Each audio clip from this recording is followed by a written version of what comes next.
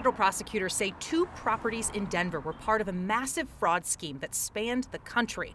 This house in the Highlands and another in the Curtis Park neighborhood. Hundreds of properties across the country, victimizing thousands of people and reaping $8.5 million. The Department of Justice says 35-year-old Shrey Goyle and 34-year-old Shaunak Rehaja, a previous owner of the 2 Denver properties, ran a business that marketed short-term rentals, Airbnbs, and VRBOs. They would use these properties to double book and drive out the prices for the properties.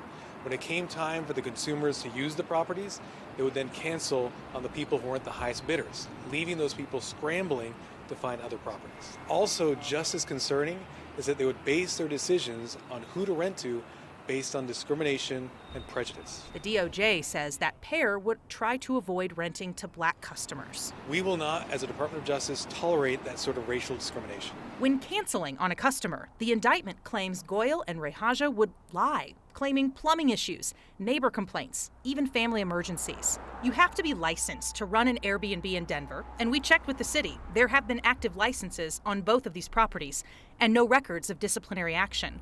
But those licenses were under different names, not the defendants. The indictment says these guys did have other people working for them, but it's unclear if they were part of the fraud or even knew about it. Nobody else has been charged, and the DOJ would not say if or when they plan to.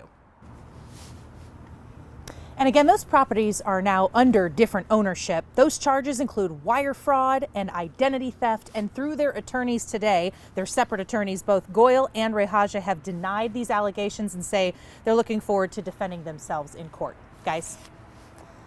Whew, that's a lot. All right, well, these guys have got an interesting road ahead of them in the criminal justice system. All right, Jenny Meckles, thank you.